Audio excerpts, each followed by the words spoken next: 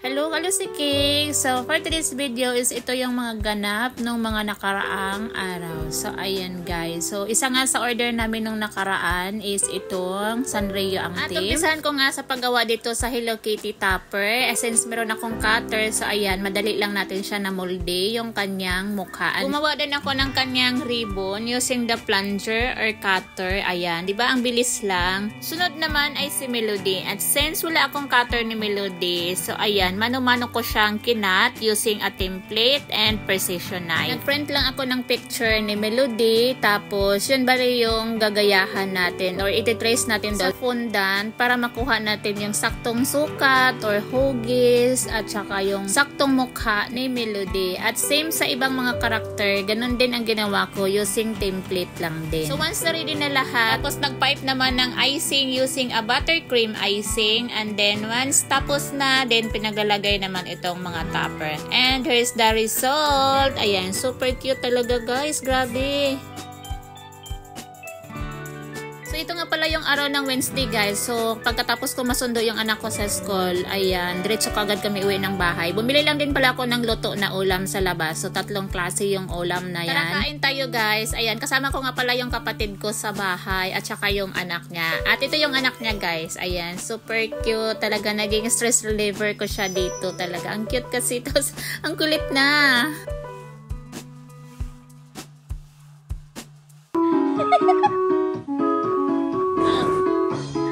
Dance! Yawa!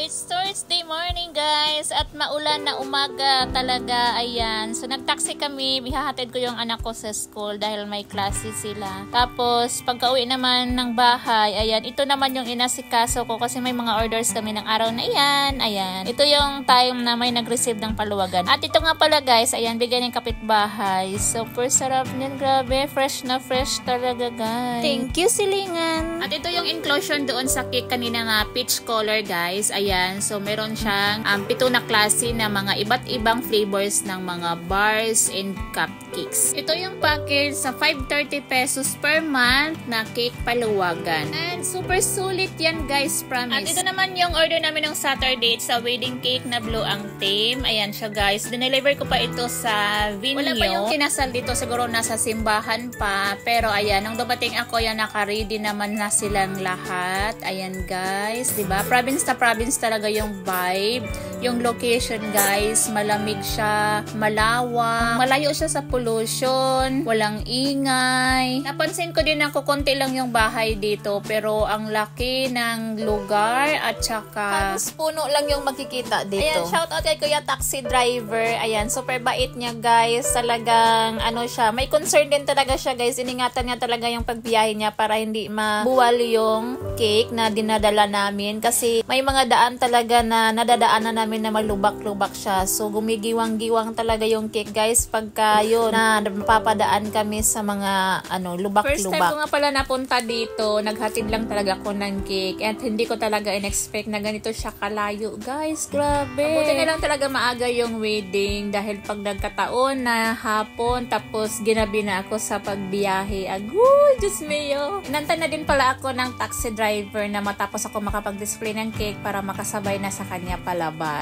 And kita nyo naman na yung dadaanan guys, super talaga, parang bukid talaga siya guys, no? Ang location pala na to is dito lang din siya sa Buhangin, Indangan, sa may Barangay Santo Niño.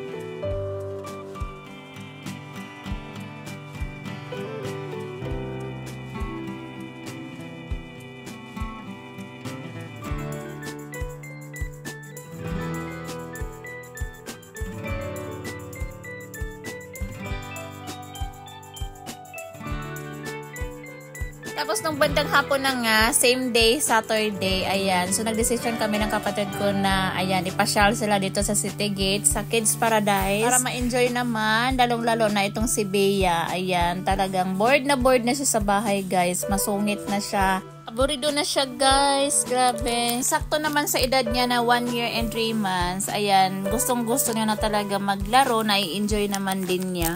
So, ayan, nag-fill up lang ako ng form. Bali, 2 bata na yung babayaran namin. Tig 150 bawat isa. Make sure lang na makadala kayo ng medyas pag papunta kayo dito. Dahil kung wala, isa pa yung nababayaran nyo and mahal talaga siya, guys.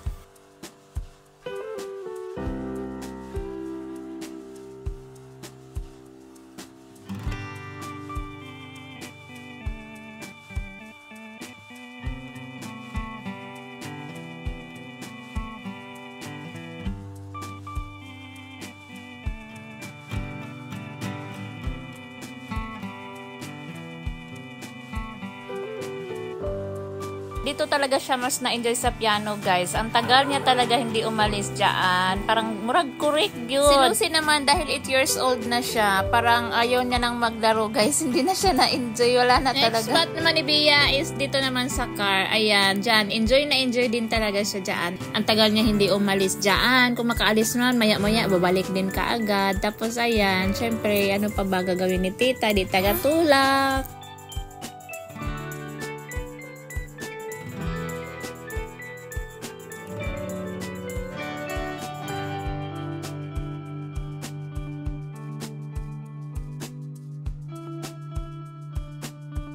So, ayun na guys, natapos din yung 1 hour na time namin sa Kids Paradise. And, ito na, nandito na naman kami sa McDo, guys. Nauna pa yung anak ko talaga na upo doon. Hindi talaga siya magsawa dito sa McDo, guys. Grabe itong anak ko talaga na ito.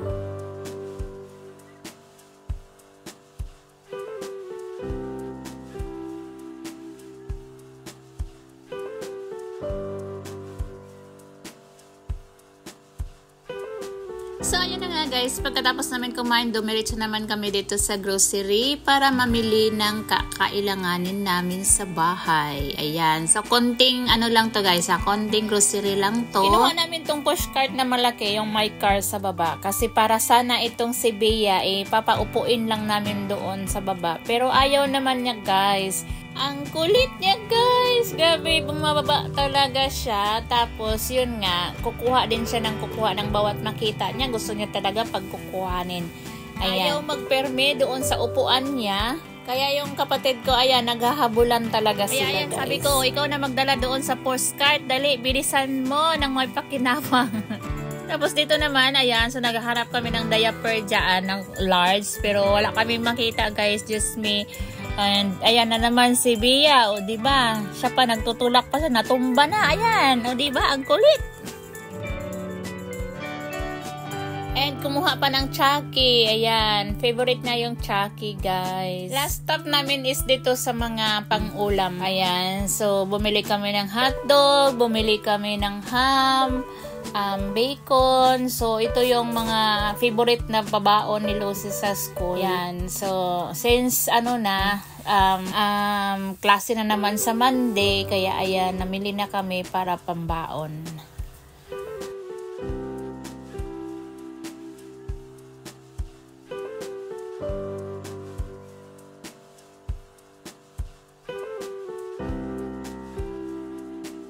So, ayan lang guys. That's it for today's video. Ayan, tapos na kami nakabayad. Kunti lang naman yung pinamili namin. And pauwi na kami nito guys. Sinakay na namin si Bea sa postcard para hindi na siya magulo guys. Kasi kung kakargahin mo lang yan, mag-ano lang siya nabababa. Tapos, ayun, magtatakbo na kung saan saan. And dito na nga guys, nasa bahay na kami. Ayan siya.